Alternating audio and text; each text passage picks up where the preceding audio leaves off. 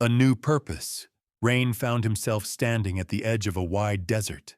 Not lifeless, just hot, sparse, and starved of water. In the distance, cultivated fields shimmered beneath the sun. Tree lines traced careful patterns, and channels of redirected water fed green life where none should have existed. Civilization. Order. Something pulled at him, and he ran. Armor locked around his body, weapon in hand, breath steady, heart racing. He didn't know why he was moving, only that he had to. Ahead, a figure waved frantically, armed, armored, waiting. "Hurry!" she called. Then, "Rain!" The sound of her voice cut through him. He recognized it before he understood why. As he closed the distance, a bolt of green light tore across the air. It struck her center mass.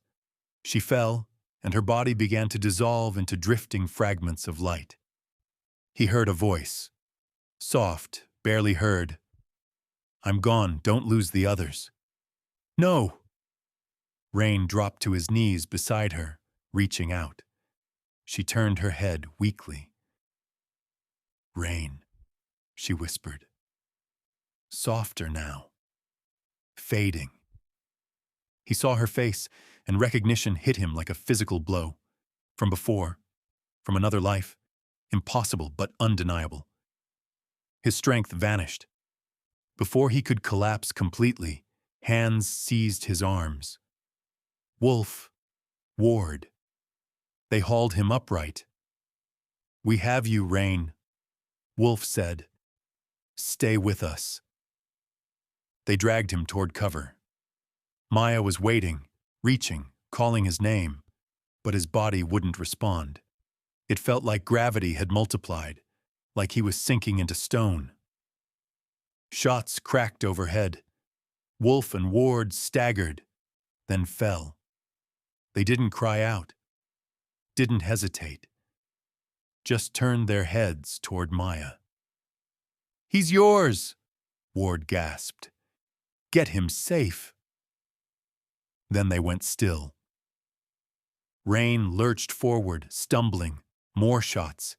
He felt impacts, heat, pain, arms wrapped around him. Maya holding him, her voice in his ear. "Not without me." They fell together. The weight vanished suddenly. His limbs were free, but too late. He saw her lying beside him, motionless, eyes closed, gone. A flash of white filled everything. He inhaled sharply. Pain erupted across his body, like thousands of needles firing at once, surging upward through his spine and into his skull. He gasped again and again. Reality snapped back into place. Rain was sitting upright in a medical bay. Lights overhead, machines humming. Wires and tubes pierced his skin. Restraints locked his lower body to the bed. The ones on his arms lay broken, dangling uselessly from the rails.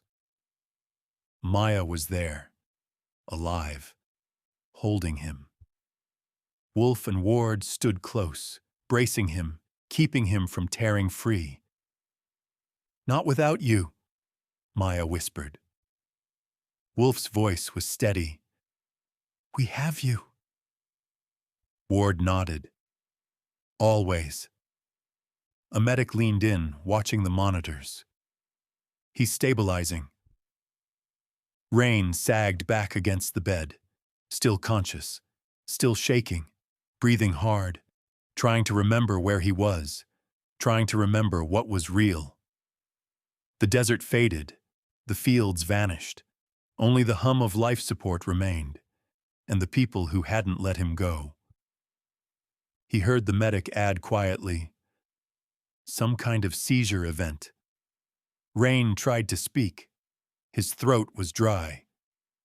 "Your people brought you in," the medic continued. "You were unresponsive. We could barely read your vitals. You're stable now, but we need to keep you here for a while." Rain closed his eyes. For the first time since the vision began, he let himself breathe, He refused to call it a dream. It had been too real, too powerful. It had exhausted him. He slipped back into sleep, this time undisturbed. 0500 hours. When he woke again, he felt calm. No restraints. Only a single monitor and sensor tracking his vitals. Maya lay asleep on a cot beside him. As he stirred, the new pain from the vision joined the old ache in his chest. He pushed it aside and sat up. Maya felt his movement instantly. She slipped to his side and steadied him. "Let's get you ready," she whispered. "Briefing, station side, 0800. His mind reassembled the details. Ship, Valkyrie. Status, returned from deployment. Location, Arclight Station. Rain nodded. He didn't care whether medical formally cleared him. He didn't care about answers. In the Expeditionary pod, everyone was awake. Gear was laid out. Racks were orderly, movements were quiet. They knew Rain and Maya had returned. Normal had resumed. 0600 hours. Rain and Maya joined formation and briefed the day. Maya nodded to a junior sergeant in the ranks. "Take PT. Start standard in-port routine. We have an 0800 briefing with Arclight Command." She turned to Wolf and Ward. "You're with us."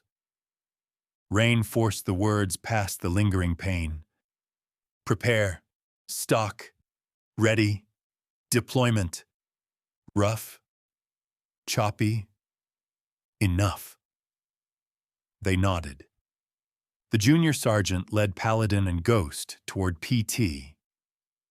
Rain, Maya, Wolf, and Ward turned toward Rain's stateroom to prepare. Whatever was coming next, they would face it together. 0800. Admirals, captains, and several other uniformed officials filed into the briefing chamber. Commander Mercer followed, alongside Commander Hale, the CO and XO of Valkyrie. Behind them came another CO and XO team, and finally a lone lieutenant. Rain's expeditionary team, Maya, Wolf, and Ward, were already in position, standing behind their seats. They exchanged brief glances as the lone lieutenant entered. No one spoke. Everyone noticed. 2 platoon sergeants had been given seats at the table. It was unusual. In most briefings at this level, they would have been standing at the back, if present at all. Mercer didn't react. Hale didn't react. The destroyer's CO and XO noticed, exchanged a brief glance, and said nothing. None of the admirals objected, which meant it had already been decided. At a silent signal, they all came to attention. The lead admiral gave a short nod. "Proceed." They sat. Another admiral rose without introduction. He activated a small device in his hand. A holographic display bloomed into the air, forming the image of an orange dwarf star surrounded by 4 planets and a broad asteroid belt. "This is the Karos system," he began evenly. "Karos 3 is the primary colonized world. The settlers have designated it Havenreach." He glanced briefly around the room, then continued. "The system shows strong potential for multiple resource streams and long-term development. Havenreach is an arid world located within the system's narrow habitable zone. Surface temperatures range between 0 and 50 degrees Celsius, with moderate seasonal variation. There are several small oceans and managed surface reservoirs." The image shifted, highlighting irrigation corridors and settlement clusters. "It represents an early-stage terraforming environment. Light agriculture and mineral extraction are already underway. Current output supports basic self-sufficiency in food production and primary materials." Another gesture brought up transit routes and corridor maps. "Supply shipments remain limited. The system lies at the terminus of two extended gate corridors. Approximately half of those routes pass through neutral and Kravik-controlled space. As a result, resupply intervals are irregular and often delayed. The hologram dimmed slightly as he folded his hands behind his back. Haven Reach is viable. A pause. But it is vulnerable. He sat. The lead admiral remained seated as he spoke. Haven Reach transmitted an emergency beacon 3 days ago. The signal ran for approximately 2 hours before being silenced.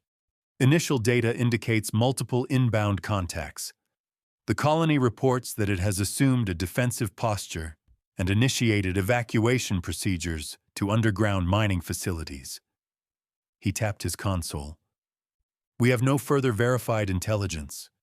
The system lies one jump beyond Terran space without direct gate access. The colony's original mandate was to establish infrastructure for a future direct gate project. He looked around the table. Based on corridor access and jump parameters, we can establish a forward presence within 1 week. That includes a 2-day preparation window and a 3-day transit. He paused. TRS Defiant and TRS Valkyrie will deploy immediately to stabilize the system. If we delay, Haven Reach will be a full loss. His gaze shifted to Rain. Captain Rain, congratulations on your promotion. It is well deserved. Your command will provide expeditionary support. Rain inclined his head slightly. Questions? The meeting continued for over an hour. Departments raised concerns. Logistics officers argued timelines. Intelligence staff debated threat projections.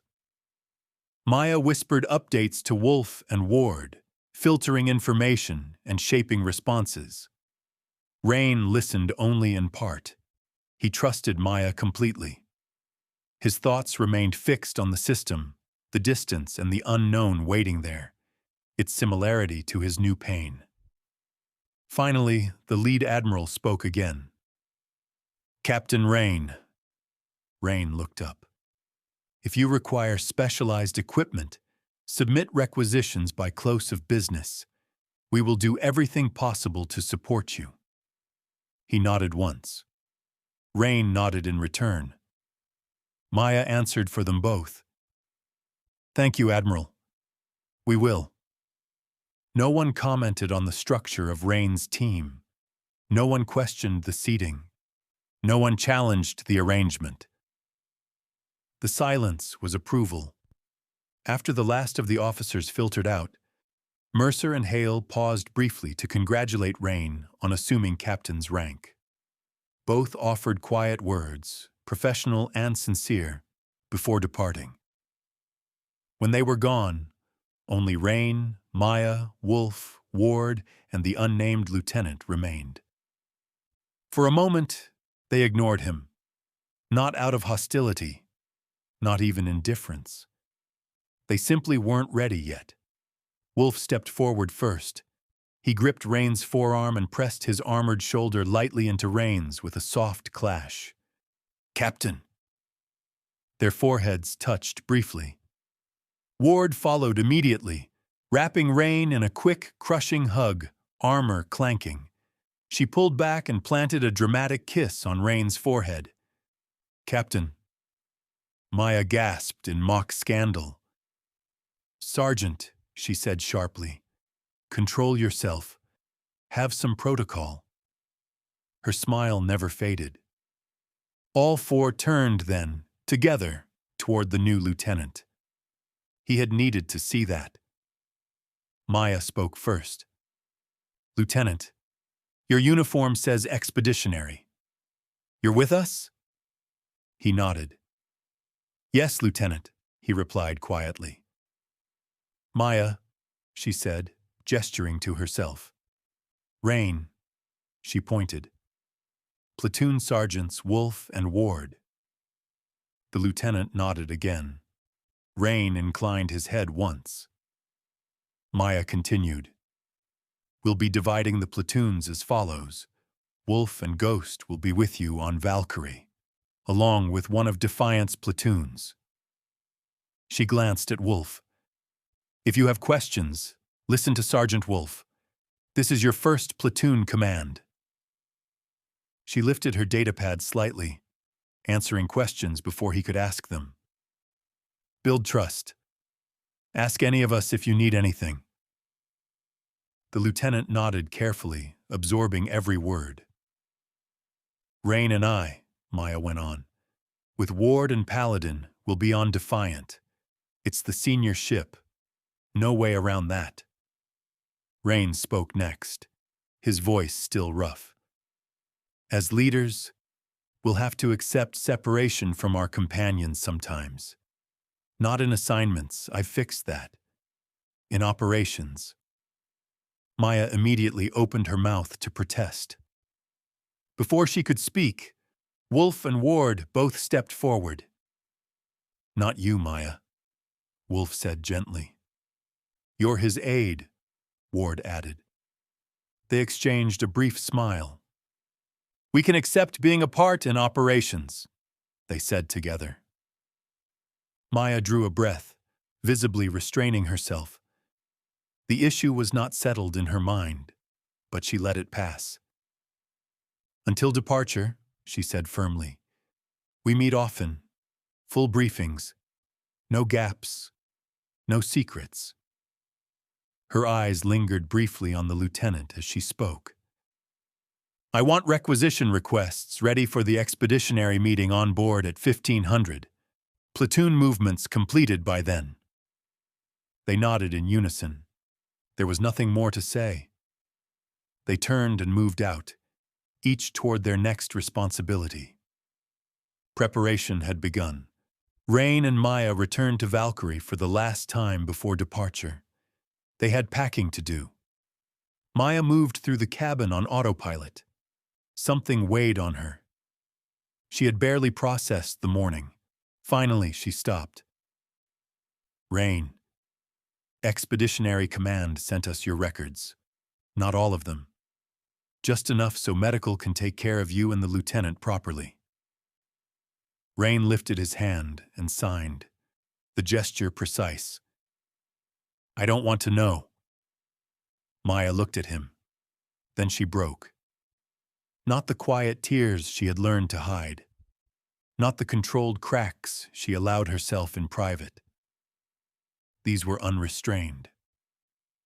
The things they did to you, she whispered.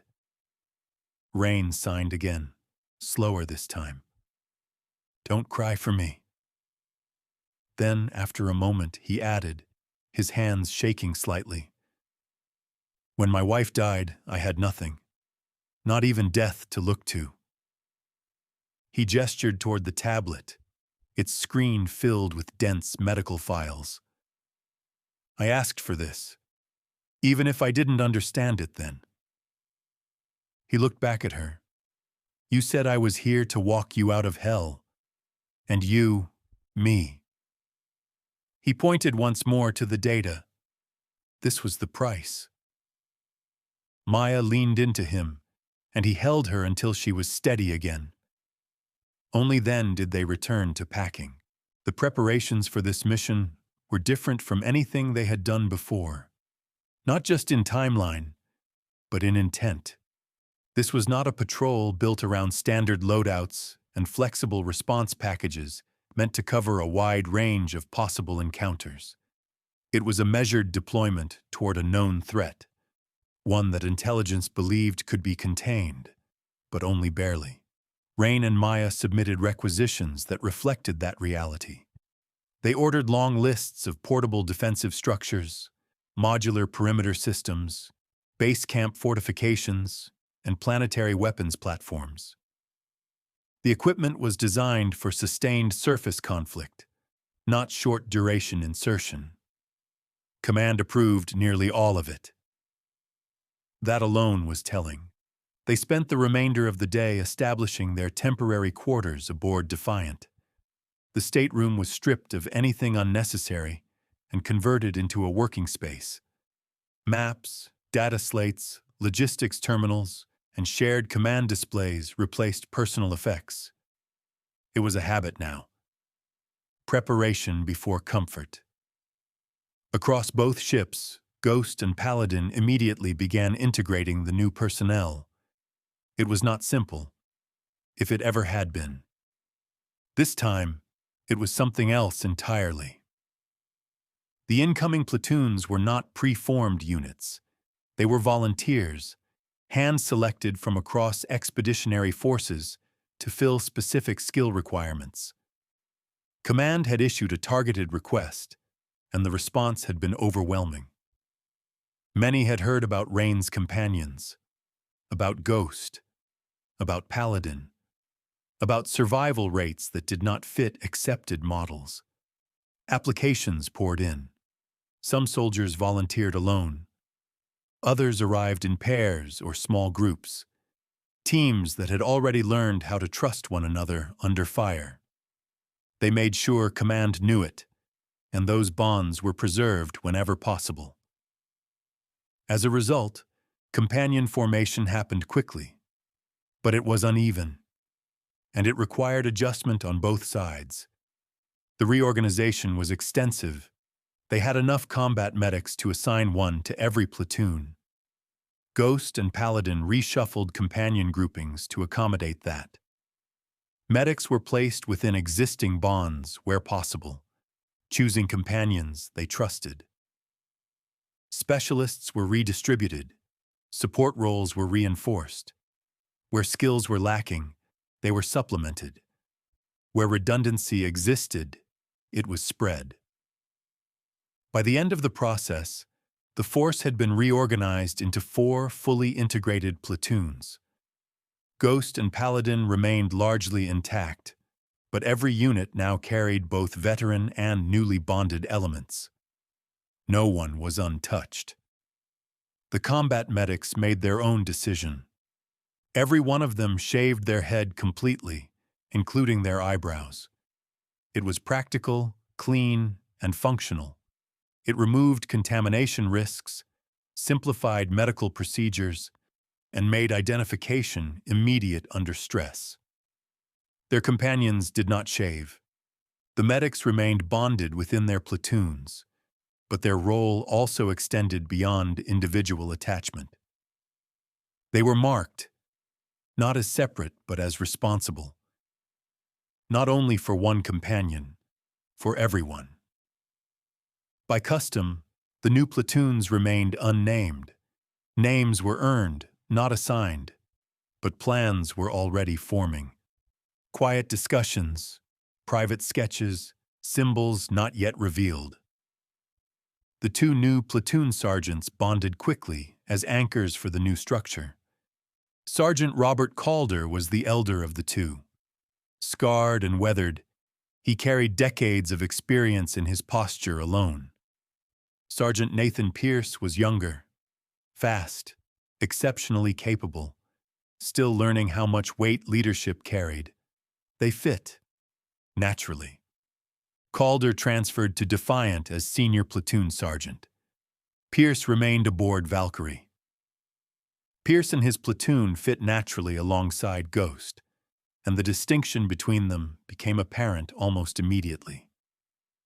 Ghost moved through the corridors with a presence that was easily unnoticed. Even armored, their movement was so smooth and controlled that they made no sound. Crew members would look up from consoles and start when Ghost was suddenly just there. It became a quiet joke that Ghost didn't walk anywhere. They simply appeared. Pierce's platoon, by contrast, was efficient, capable, and disciplined, but louder. Not careless, just present. Boots echoed. Armor plates brushed bulkheads. Their approach announced itself down the corridor before they arrived. Someone on the crew joked that you could always tell when the new platoon was coming by the echoes rolling ahead of them. The name stuck. Echo was theirs now. There was no ceremony, no formal designation, just recognition. The crew noticed the difference, and in noticing it, claimed them. Expeditionary wasn't something attached to the ship. It was something the ship now shared ownership of. Success and failure belonged to everyone aboard. Pierce accepted the name without comment. His platoon did the same. They would grow into it. For the rest of the day, both ships worked without pause. Personnel transfers, equipment staging, pod reconfiguration, weapons calibration, environmental adjustments, cargo routing, supply verification. Requisition shipments began arriving within hours. Crates stacked in transit bays. Containers were marked for rapid deployment. Specialized systems rolled in under armed supervision. The mission parameters were changing the ships, physically, structurally. The pods were not becoming weapons platforms. They always had been. They were living spaces, training halls, and command nodes only by necessity. At their core, they were deployable combat systems, self-contained, defensible, expandable, and capable of sustaining a ground campaign if required. This mission was simply forcing that truth into the open.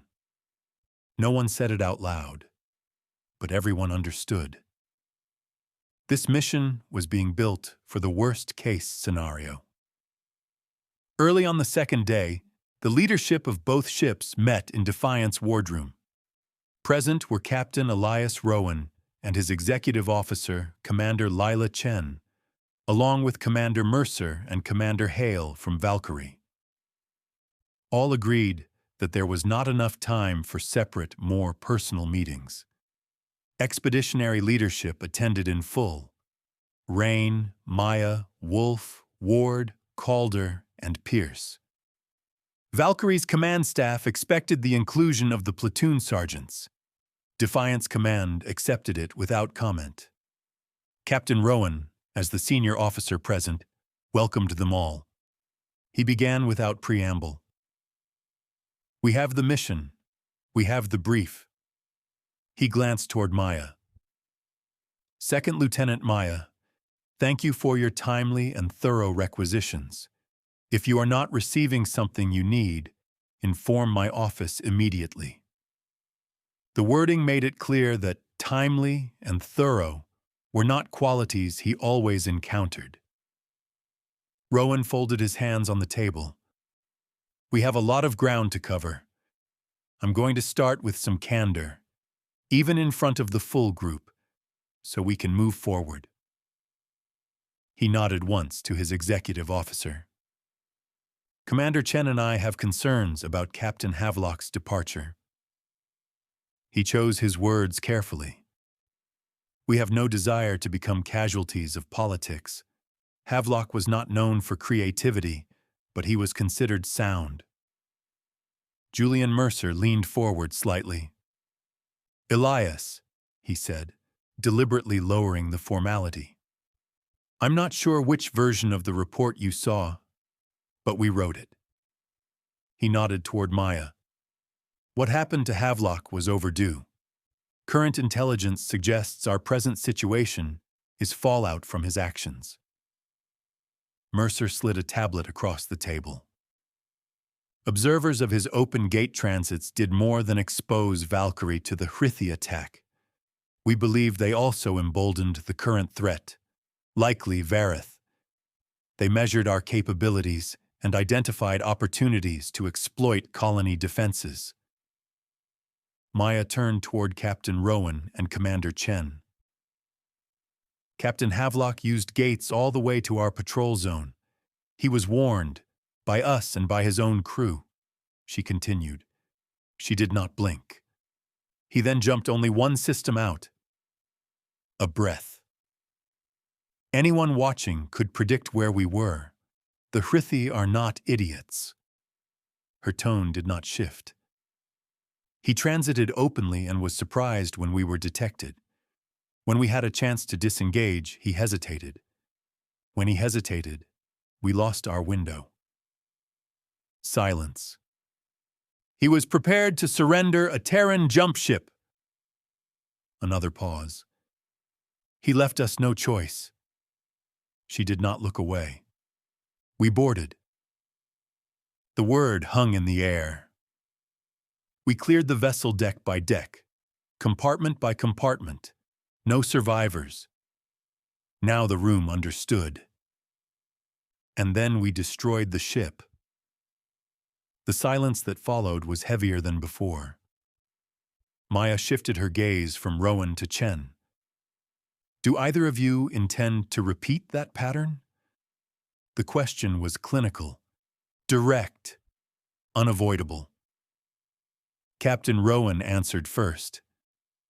No. Commander Chen followed without thinking. No, ma'am. Only after the words left their mouths did they realize what they had said and how they had said it. No one commented, but everyone noticed. Captain Rowan cleared his throat. We'll review your report, he said carefully. We're on the same side. There's a colony to protect. He paused, hearing the uncertainty in his own phrasing. If what you're saying is accurate, then every piece of intelligence gathered before your patrol arrived is suspect. We should assume the opposition understands our response patterns and will scale resistance accordingly. For the first time, Commander Chen spoke without waiting. Then we stop behaving predictably. Her voice was calm, almost thoughtful. These ships were never meant to be cautious escorts. They were built for controlled violence. She looked to Rowan. I assume command granted gate authority? Rowan nodded once. Good. Chen's gaze moved to the table display. Not at the map, but through it. Then we stop letting them watch us arrive. A brief silence followed. No one has seen what a jump ship can do when it controls the scan and the gate together, she said quietly. And anyone who ever didn't survive long enough to describe it. Captain Rowan stood and everyone at the table followed. Welcome aboard, Captain Rain, Lieutenant Maya. We depart at 0400, prior to station morning cycle. Ensure all preparations are complete.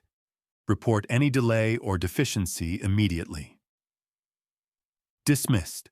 Later, both platoons assembled for combat training. There was no time to delegate the lesson. No time to filter it through layers. Holovid linked Defiant and Valkyrie, 2 training decks, 1 doctrine. In a rare departure from routine, Rain stepped forward to lead. Maya stood slightly behind him, narrating until he found the narrow place where focus sharpened his voice. We begin with hand-to-hand, Maya said. This is the foundation of everything. It is what we are born with. The rock on the ground, the stick in your hand, the rifle at your shoulder, the ship you command, they extend from this. Learn this with your hands, and you can command fleets. Rain rolled his eyes. Maya smiled faintly. All right, enough poetry. Rain scanned the ranks and pointed to the smallest of the new recruits, a young woman who had required the smallest armor configuration in stores. You, he said. She stepped forward. Name. Lyra. Maya turned to the platoons. Who wins? Paladin grinned. Calder's soldiers looked wary. One took the bait anyway. Rain. He has strength, mass, speed. Rain shook his head. Yes, he said quietly. But not for those reasons. He turned back to Lyra. I understand the myths of speed and strength, not because I have them. He stepped into position. Rain threw a punch so slow it was almost absurd. Slow enough that Lyra could see it travel. Slow enough that she had time to think. She flinched. He stopped. No thinking, he said. He reset. Again, the punch came. Controlled, deliberate, certain to land if unanswered. Maya stepped in beside them. Deflect, redirect, don't retreat. Lyra moved this time. Awkward at first, then cleaner. She guided his arm past her shoulder and stepped inside his frame. Rain nodded once, again, and again. Each repetition slightly faster. Not forced, not chased. Natural acceleration born from familiarity. The room quieted. Even through holovid, Echo watched closely. Rain increased the tempo gradually until Lyra's breathing shortened and her focus fractured. Just slightly. That was enough. His fist touched her ribs. Not hard, not cruel, but memorable. She exhaled sharply. Only move as fast as you can remain fully in control, Rain said. If you miss once in 100, you are already too fast. Never trained to miss. He stepped back. Slow down, reset, try again, until you never miss. He looked at both platoons. Always match speed for speed. Too fast can kill you as certainly as too slow. Make their speed make you faster. Make their strength damage themselves. He let the silence settle. This applies to ships. A glance toward the holovid display. A fast ship limits its own maneuver window. A strong strike overcommits mass. Control is dominance, not speed. He stepped aside. Pair with someone from the other platoon. The decks erupted into motion. On Defiant, Paladin moved with quiet familiarity. On Valkyrie, Echo's movements were sharper, louder, but already adjusting. Already tightening. Wolf walked among them on Valkyrie's deck, arms folded. You're still trying to be faster than Ghost, he said calmly. Stop trying to be anything. Control first. Echo corrected. Breathing slowed. Footwork softened. Holovid showed mirrored evolution. 2 decks refining at once. Rain resumed speaking, voice lower now, fully focused. Strength is not power. Speed is not dominance. Difficulty is not value. He gestured toward the pairs. Easy can be deadly. Hard can be meaningless. A beat. The price of failure determines importance, not effort. He watched a large recruit overpower his partner with brute force. Rain stopped them. If you rely on strength, you will fail when you meet someone stronger. If you rely on speed, you will fail when you meet someone faster. He adjusted the recruit's stance, shifted his leverage slightly. Match strength with angle, match speed with timing. You do not need to be stronger. You need to be correct. The correction worked instantly. The larger recruit felt it, the subtle loss of balance. A murmur moved through both decks. Rain's voice hardened just enough. Better a bad decision made without delay and corrected immediately than a good decision made in doubt. He stepped back. You will train at a speed where you never lose control. Over time, that speed increases naturally. When you reach a point where you do not need to think to respond, then you are dangerous. He paused. To the enemy who does not train this way, your response will feel like overwhelming speed. Maya folded her arms lightly. The myth is that the strongest and fastest win, she said. They do not. The one who understands the exchange wins. Anyone selling their own strength and speed is advertising their weakness. Rain finished it. and the one who understands the price of failure does not hesitate. Across both ships, movements sharpened, not faster, better. Echo adjusted their spacing. Footsteps quieted, impacts softened, breathing synchronized. Paladin moved with quiet precision, unshowy and relentless. The myth of speed began to fracture. The myth of strength followed, and in its place, something far more dangerous began to form. In the days that followed, the new lieutenant shadowed Wolf. He did not posture. He did not correct unnecessarily. He did not assert rank to manufacture authority. He learned. He absorbed. He endured. His expression rarely shifted, but he never flagged. When corrected, he adjusted immediately. When given responsibility, he carried it without hesitation. There was pain in him. That much was obvious to anyone who knew how to look. But it did not slow him. It did not make him brittle. Ghost noticed. Echo noticed. They saw the long years already etched into him, the quiet competence, the reflex to move toward danger rather than away from it. They saw the similarity to Rain, the unrelenting forward motion even when the cost was personal. They also saw the differences. When duty cycles ended, he withdrew. Not in arrogance, not in avoidance. In isolation. He would return to his stateroom and close the door, as though sealing something inside. Ghost felt that too. They understood suffering that Rain and the lieutenant shared. Privately, not exposition. One evening, as the lieutenant turned toward his corridor, a voice called out, "Lieutenant?" It was Sergeant Rin, junior, sharp-eyed, too perceptive for her own comfort. He paused. She tilted her head slightly. Smile. It was not a joke. It was not mockery. It was a command disguised as play. And he did. Reflexive at first, then real.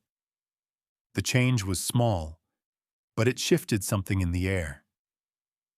Rin nodded with quiet satisfaction. He smiles. The platoon noticed. Wolf noticed.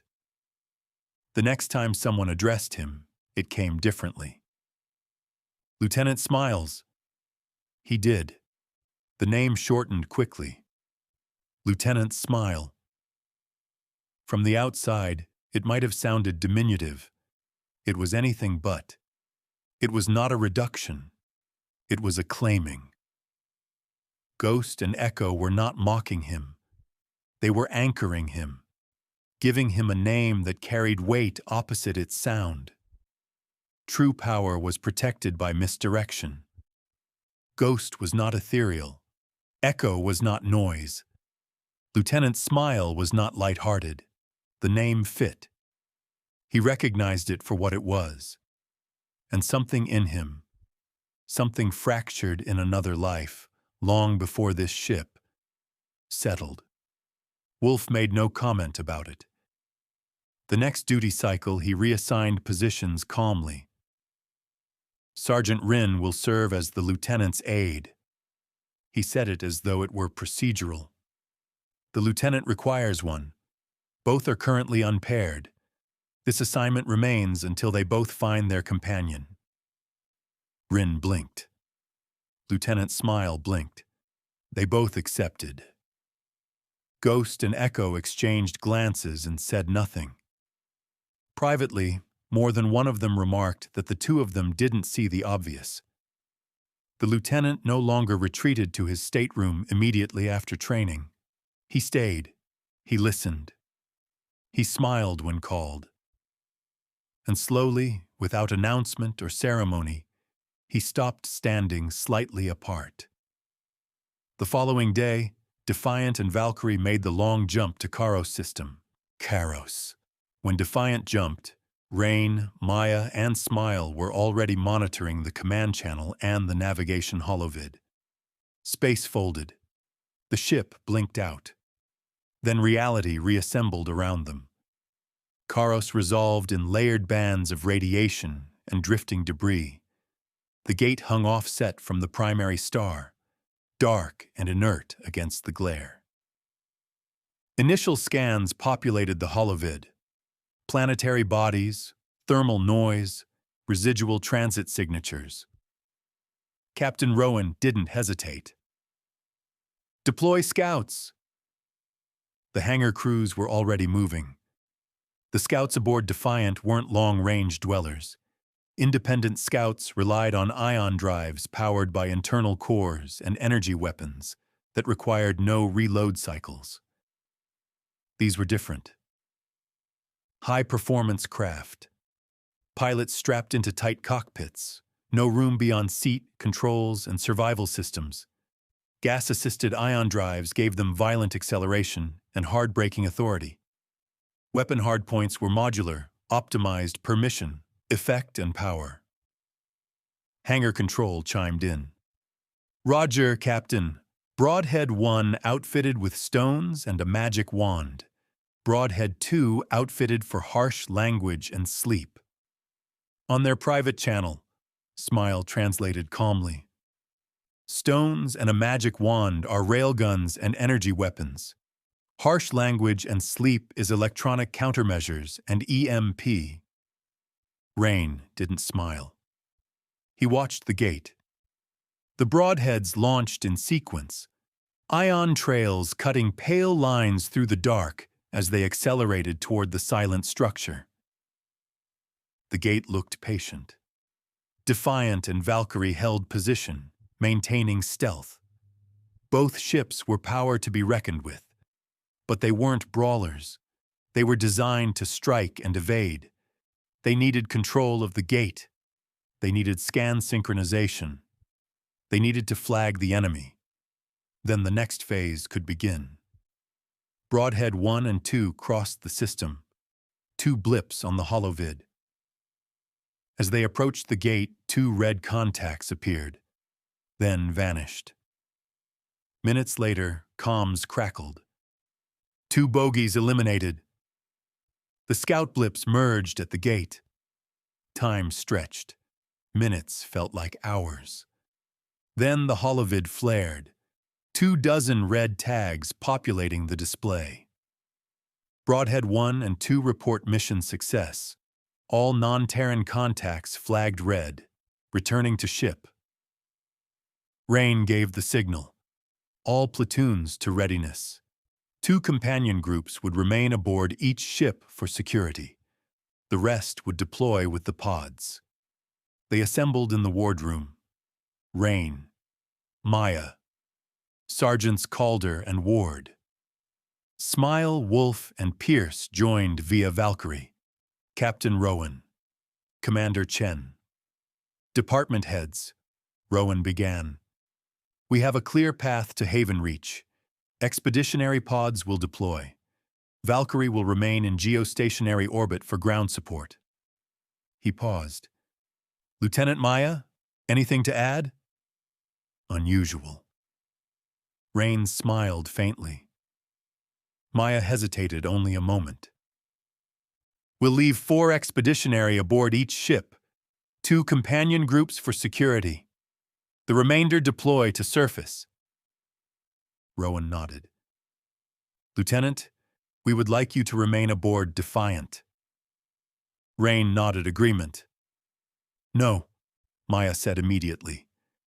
"I go with Rain." Final. The room shifted. Rowan recovered first.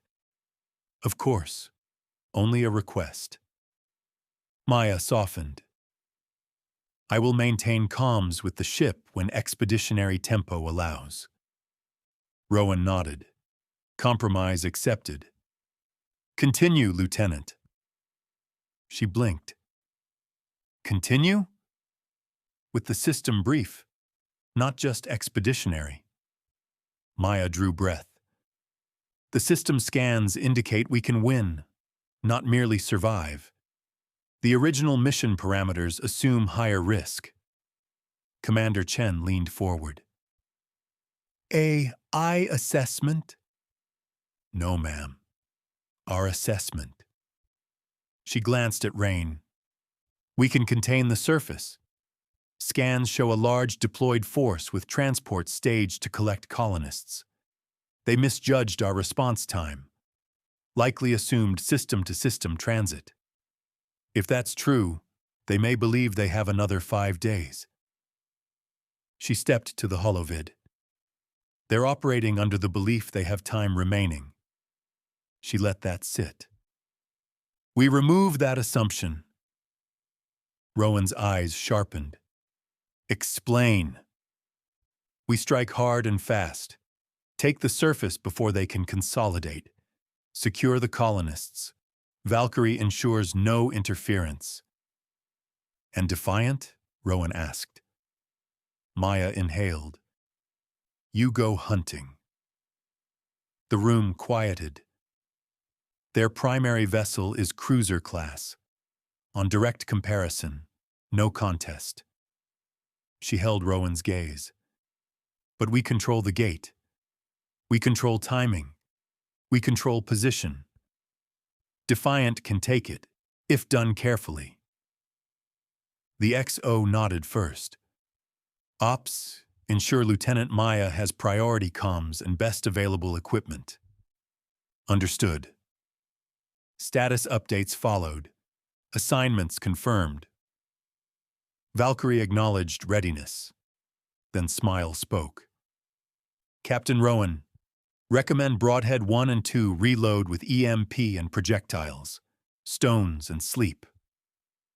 Rowan glanced at the holovid. Smile. Maya added smoothly, an expeditionary tradition. Rowan nodded. Yes, Lieutenant. Smile. The ships made their way to orbit Haven Reach. They used gate scans to ensure maximum distance was maintained between all contacts. Valkyrie went into orbit opposite to the Vareth contacts in orbit. Defiant maintained orbit in high orbit, ensuring the planet kept the Vareth blind to them.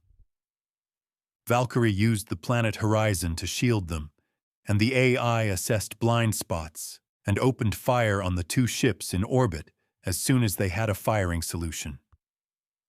They used railguns, invisible and without sound in space. The ships vanished in a cloud of debris without noticing or responding. On the command net, Valkyrie reported 2 bogies destroyed. Defiant joined Valkyrie in high orbit and deployed their expeditionary pods. Both pods entered the atmosphere, Valkyrie sending shuttles to accompany the F4 support. The pods had thrusters and maneuvering jets, but did not fly in the atmosphere. It was a controlled drop. As the pods descended to the surface, Valkyrie and its shuttles patched in terrain scans into the pods' monitors. One of the primary goals was controlled disclosure of their presences. Not flyovers. Stay out of sight and leave no traces. They landed the pods in a low point among colony buildings. A detachment of Expeditionary made hiding their profiles to resemble the surrounding buildings. Top priority. Wolf took Ghost and ranged the surrounding fields and terrain, crops waving in the arid breeze. Ghost planted sensors at varying distances, so all approaches to the colony were covered. Paladin and Calder's platoons set up mobile defense units at key colony approach points, linked to the sensor arrays planted by Ghost, creating overlapping kill zones for anyone approaching the colony buildings. Rain and Maya went looking for the colonists. Rain and Maya found the mine doors sealed and reinforced with improvised bracing, ore carts welded into place, hydraulic clamps locked manually. The surface buildings above showed no signs of heavy impact. No blast scoring, no collapsed walls. Too clean. Rain keyed his external speaker. Expeditionary, open. There was a pause. Not hesitation, but verification. Then the inner locks cycled, and the doors parted just enough to spill lamplight into the dusted air. A man stepped forward, middle-aged, sunburned, wearing a miner's vest over a civilian undersuit. His eyes moved over Rain's armor, then to Maya. "You're early," he said. "We prefer that," Rain replied. The doors opened fully. Inside, nearly 2,000 colonists sat in ordered rows. Rations were stacked. Water recyclers hummed. Children stayed close to parents. There was no panic, only exhaustion held under discipline. "How many?" Maya asked. "Most are here. Almost 2,000, the man answered. "We're still counting." "Not all." "Unaccounted?" she pressed. "Maybe 20, could be less." First hours were confused. "Bodies?" Rain asked. The man shook his head. "No." Maya crouched near the threshold, scanning the ground outside. No blood, no drag marks, no debris, no blast signatures. She rose and met Rain's visor. "No bodies." "They came before we sealed the mines," the man continued quietly. "Not the Vareth, creatures, insects, fast, directed. They went to specific buildings." "Which?" Maya asked. "Comms hub. 2 residential blocks. Agricultural control. They didn't burn anything. They didn't scatter. They took people." Selection, not chaos. "They weren't killing," the man said. "They were collecting." Maya nodded once. "They came to take."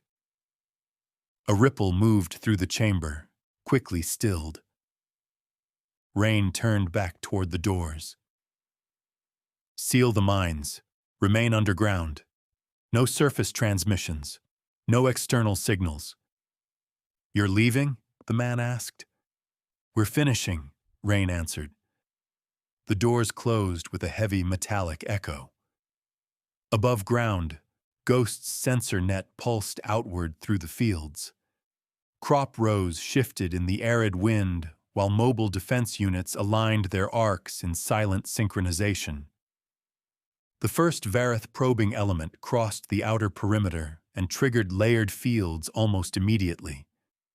The insectoid creatures moved low and fast, 4 limbs driving them forward, 2 larger, grasping limbs poised above thoracic harnesses. Faceted eyes reflected the sun. Antennae twitched as they adjusted to terrain. They didn't make it 20 meters. Overlapping kill zones activated in disciplined sequence contained rail bursts, focused energy lances, tight detonations that left fields largely undisturbed. Accurate, but very little was left behind. Silence returned. "Perimeter intact," Wolf reported calmly. "No further ground approach," Calder added. One of Calder's snipers marked a distant Vareth observer, well outside engagement range. Moments later, Valkyrie's scans confirmed movement. "They're pulling back," Smile reported. "Transports repositioning, engines hot." From orbital feed, the Vareth withdrew toward concealed landing sites, waiting. Valkyrie's jamming net held firm. "Transport remains in position," Smile continued. "Comms suppressed. They are contained, for now." Maya looked toward the horizon where the transports were hidden beyond curvature. "They're holding the hostages," she said. "Surface secure?" Rain asked. "Paladin reports full control," Ward answered. "Colonists sealed," Wolf confirmed. Rain's gaze shifted upward toward the thin upper atmosphere where Valkyrie's shuttles moved unseen. "The transport cannot leave," he said. Silence followed, calculated, not uncertain. "If they escape, they carry witnesses," Maya added. Rain nodded once. We take it. A breath. Then he opened a secure channel. Defiant, this is Expeditionary. Surface locked.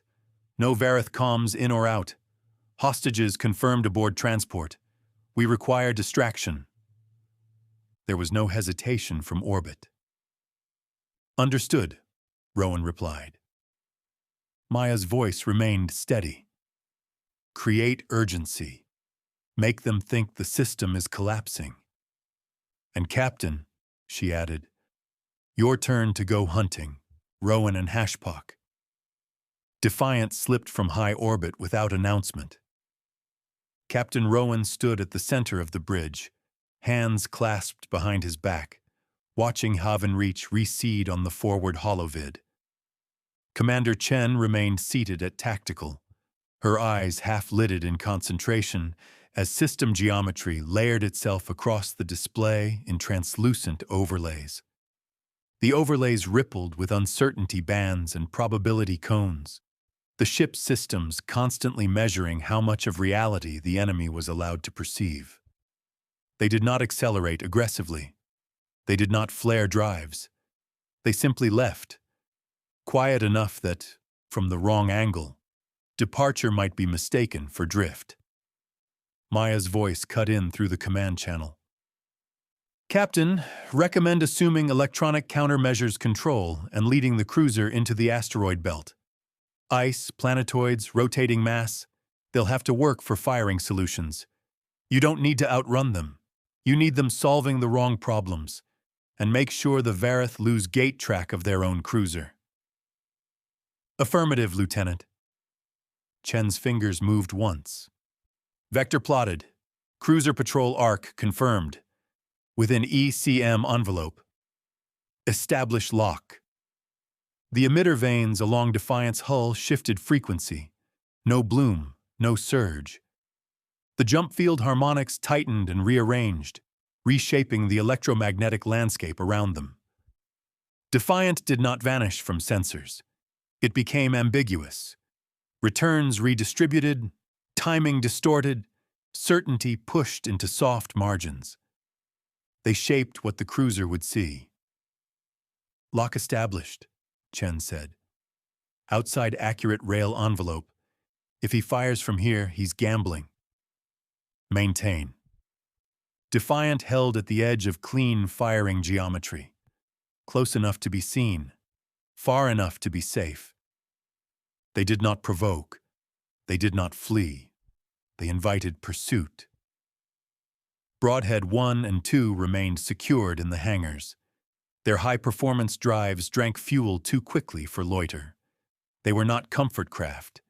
They were blades. On the Vareth cruiser, Captain Hashpak watched the Terran destroyer resolve through interference.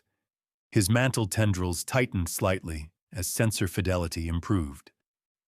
So, he murmured, there you are. The surface disruptions, the jamming, the resistance.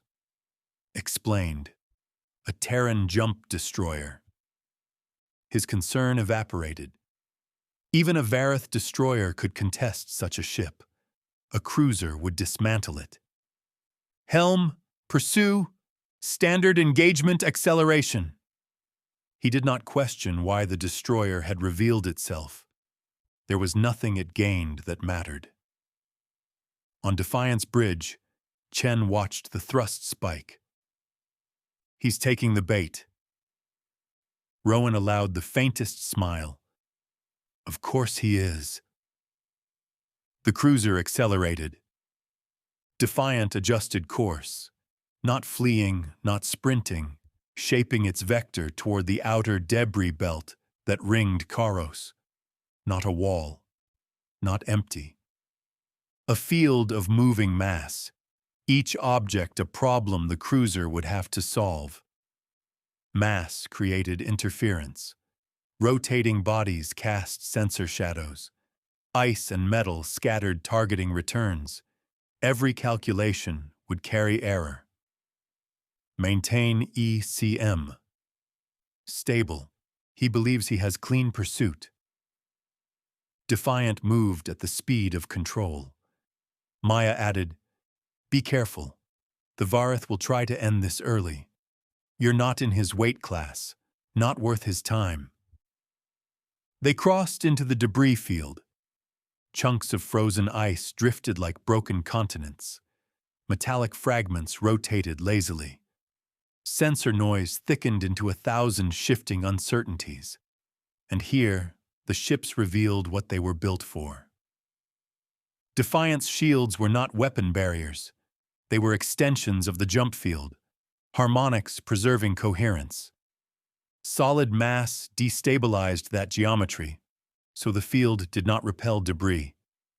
It reduced it to simpler forms. Ice sublimated into vapor. Rock lost cohesion into dust. Not repelled, reduced. The cruiser's shields behaved differently. Energy buffers absorbed force and repelled impact, but debris struck and flared outward, ricocheting into secondary fragmentation. The cruiser churned the field around it, generating turbulence in its own sensor returns. Defiant passed through clean. The cruiser left a wake.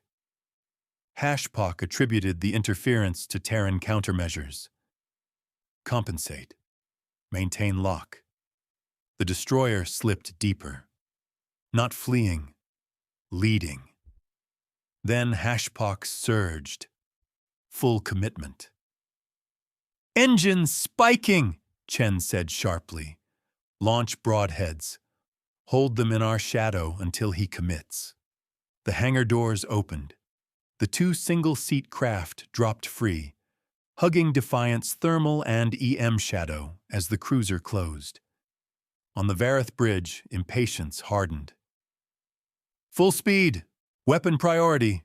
Fire rail! Follow with energy batteries!" The cruiser lunged. The rail discharged. The shot struck Defiant. Close enough. On Hashpock's display, the Terran's field flared brilliantly, then collapsed. He smiled. Energy batteries.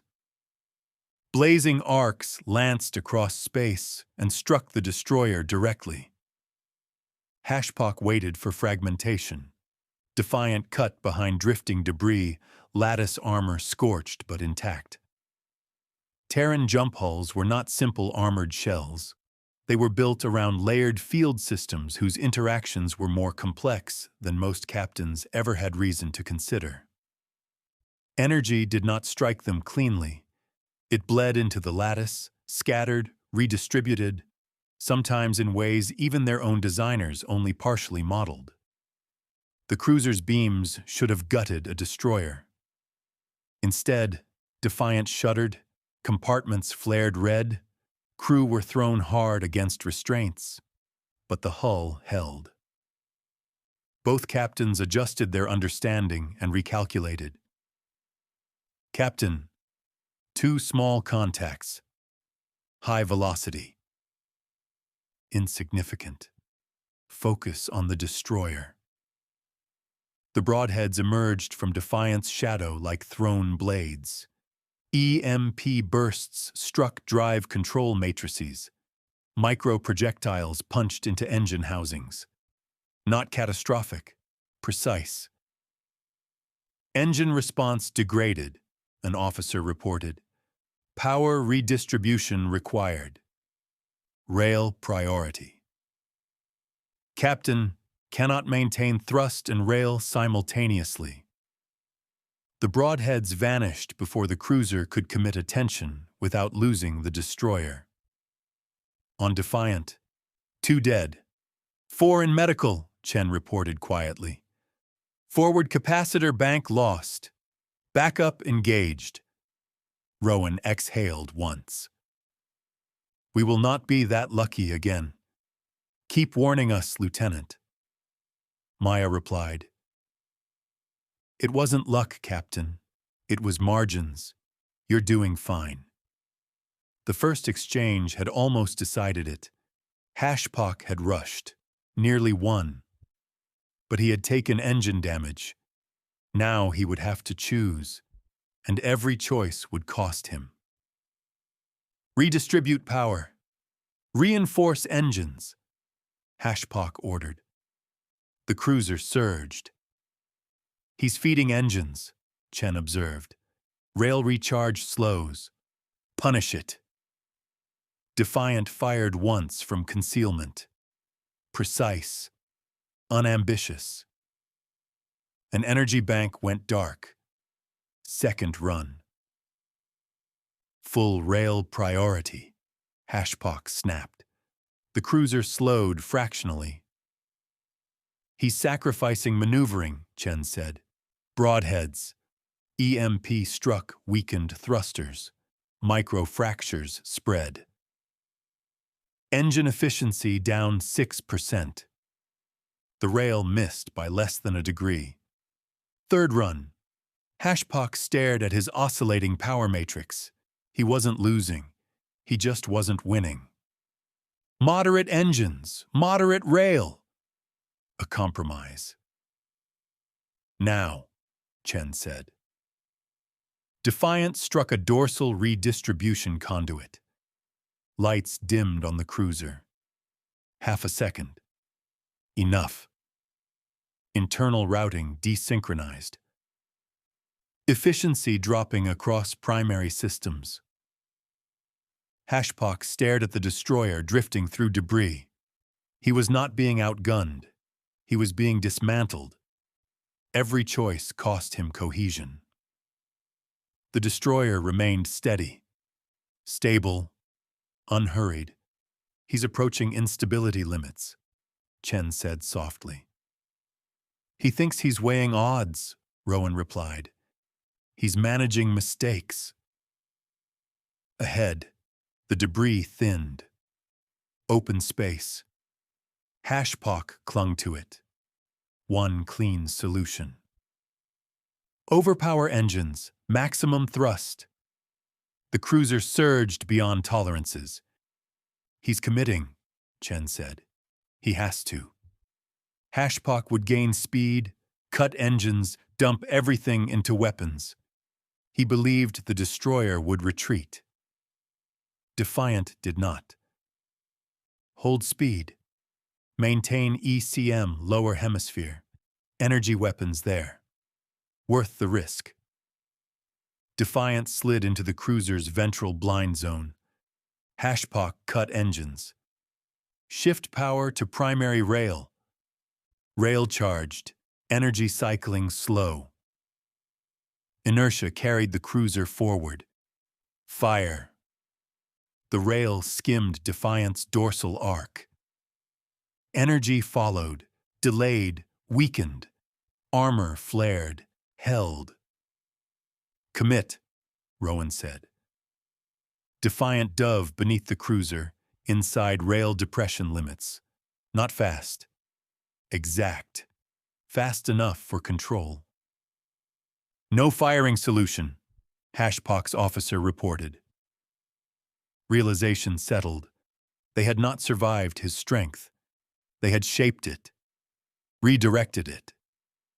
Defiant's rail fired upward into the compromised power spine.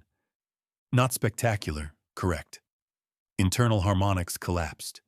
Reactor containment failed. On Hashpak's display, integrity cascaded downward too fast to recover. In that final instant, he understood. The destroyer had never fought for superiority of force. It had removed his ability to choose. He had played odds. They had weighed variables. For a flicker of a moment, he considered fleeing with what he now knew. ECM still held. Communications were jammed.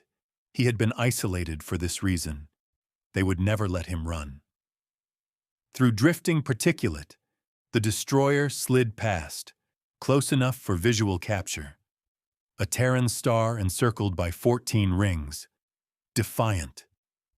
The name felt appropriate. Then the cruiser's reactor breached. Not a blossom. An implosion. Hard radiation bands raced outward at light speed. Minutes later, slower signatures followed. Pressure waves, debris, confirmation trailing behind the first report like an echo. Defiant was already gone, hiding within the lag between energy and confirmation. Elsewhere in the system, Vareth sensors registered the spike. Data already minutes old. Something catastrophic had occurred. But there was no visual confirmation, no survivor transmission, only the fading residual signature of a cruiser that no longer existed, and no clear understanding of what had killed it. Maya signaled Rain the moment Defiant slipped from orbit. "Defiant departing. Cruiser is moving to intercept." Valkyrie confirmed immediately afterward. "We have orbital overwatch. Surface is yours." The cover was invaluable, but not without cost. Valkyrie could ensure nothing left the planet and lay down ground fire if necessary. But the moment it acted, the Vareth would know a second Terran ship was in system. Rain would not force that disclosure. He would keep Valkyrie hidden as long as possible by controlling the surface with Expeditionary alone. He acknowledged once and turned to the platoons. "Ready!"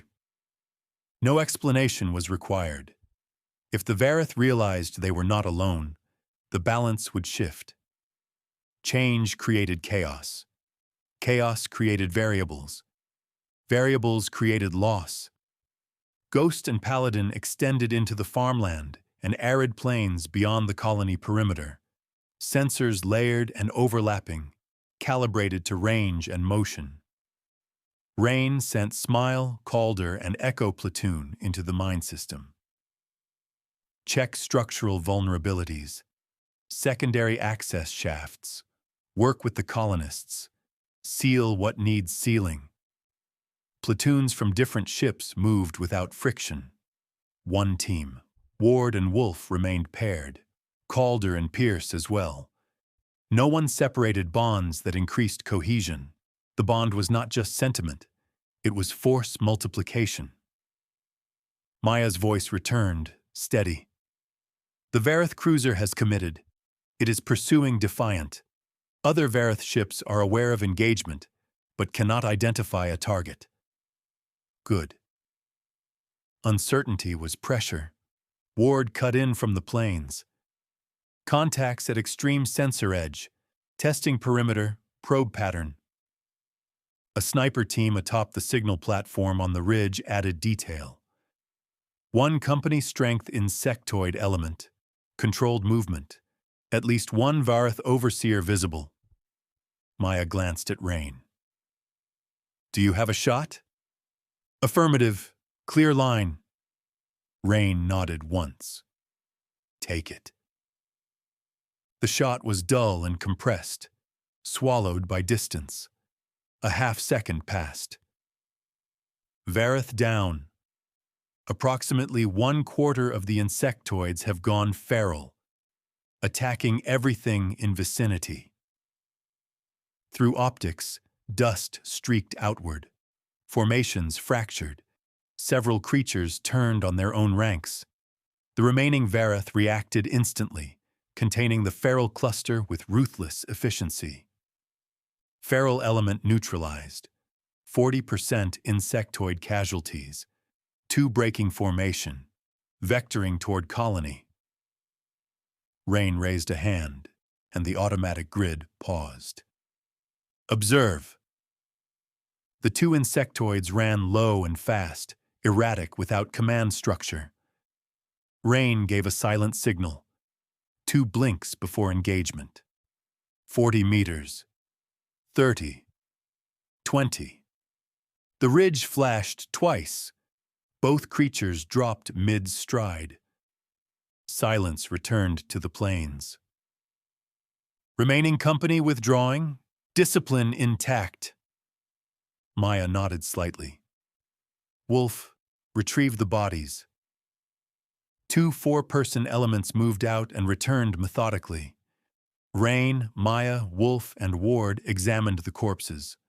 4 long legs anchored to a compact brown and gray thorax and abdomen. 2 upper appendages flexed like articulated weapons. Mandibles beneath faceted eyes. antennae rising from the crown.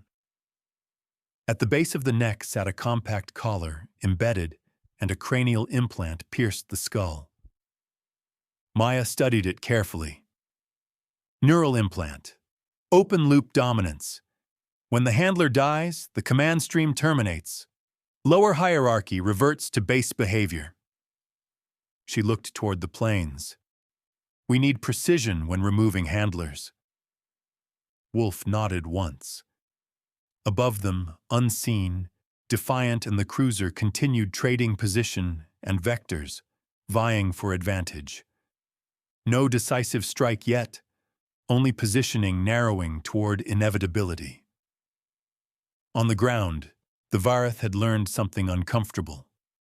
Their control was not in numbers. Rain turned back toward the planes.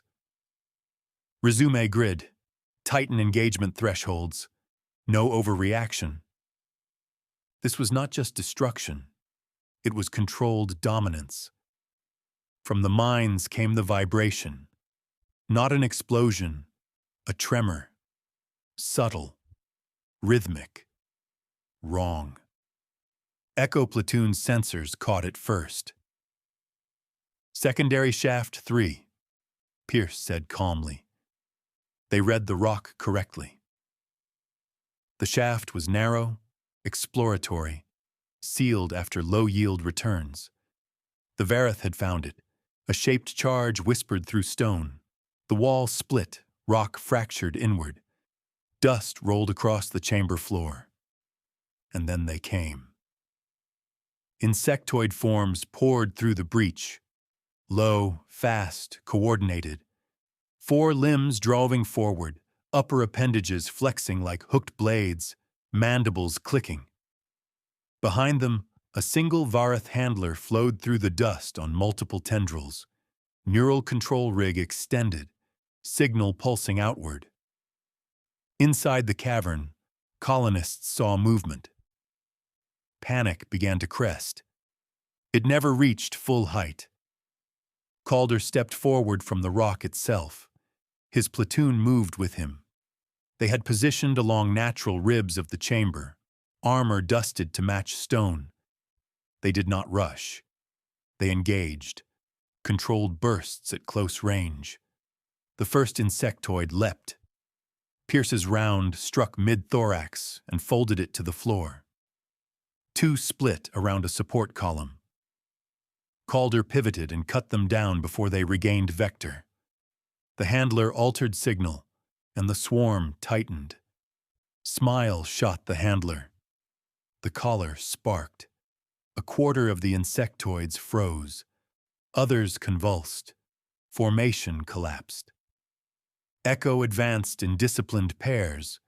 No wasted motion. One insectoid broke toward the colonists.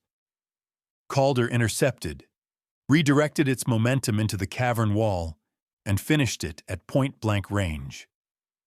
The engagement lasted less than 20 seconds. Dust settled. An older miner stepped forward. It's like you were born from the stone. Smile removed his helmet. We weren't born here. It's your world. The miner looked at the armored figures. Then you guard it. A pause. The Stone Guard. The name spread quietly. Calder said nothing. One of Echo's soldiers lay near the breach. An insectoid limb had struck at knee height. Armor had failed. Blood darkened the dust. The medic was already working. Tourniquet locked. The soldier grunted in pain, saving him hurt. A coagulant field sealed the destroyed limb. Field amputation at the knee. Anticoagulant correction. Tourniquet removed. All in a few short minutes. There was no choice. It was the best treatment available without orbital facilities, far beyond the colony's resources. He'll live. Leg is gone. No drama. The soldier would lose a limb. He would not lose his life. The colonists saw that too. Then came the spike. A hard radiation surge across long-range bands. Gamma flare, expanding pressure wave. Small by system standards, large by ship standards. Every vessel registered it. Power readings surged. Unmistakably a ship, unmistakably Vareth. The cruiser was the only vessel large enough to produce that magnitude. It was silent. "That's the cruiser," Maya said. No distress signal followed. No survivor beacons. Absence was enough. "Defiant clear?" Rain asked. "Telemetry clean. ECM residual active." Elsewhere in the system, Vareth captains processed what they could not explain. Some broke orbit immediately. Some scanned cautiously. A few edged closer to investigate. Ward's voice cut in. "Transport powering up! They're running!" The hesitation window had closed. "Valkyrie, remain concealed," Rain ordered. "We have orbital firing solution," Mercer replied. "And you'll announce yourself to every Vareth ship watching. Negative. Stay dark." Understood. The pod sealed with a mechanical thud. Thrusters lifted it cleanly over the ridge. The transport climbed hard, long square body rising unevenly. Shields flickered. "They're light," Wolf observed. "Hostages on board," Maya replied. The pod surged forward. The transport cleared haze and angled toward orbit. "We're closing range." "Commit." The pod struck the lower shield arc. The shields, never designed to repel an object of that mass, collapsed immediately. Docking grips locked. Boarding charges armed. "Breach!" The charges blew inward in a tight pattern. Rain entered first. Half went forward to seize control, half aft to secure hostages. The layout was simple. A central corridor, bridge forward, stowage and holding compartments aft, engineering below. Insectoid defenders formed at the breach. Handlers first. 2 shots. Both fatal. Formation collapsed. Wolf ended the last handler attempting to reassert control.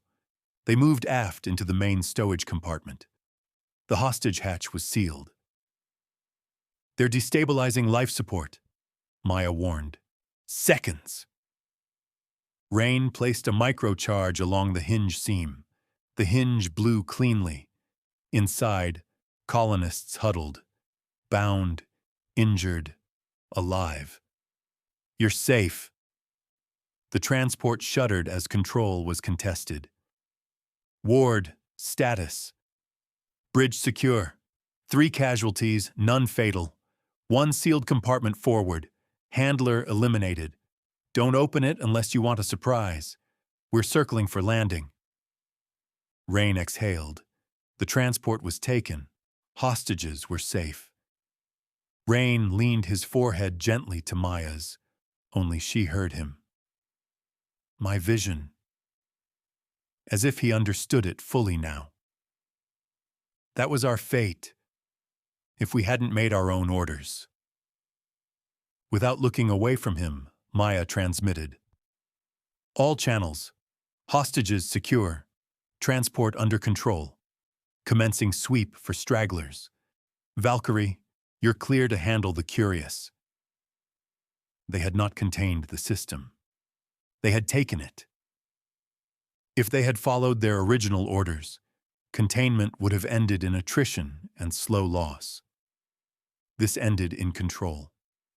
For Havenreach, it was the best possible outcome. For the Vareth, the story would spread, not with details, with fear.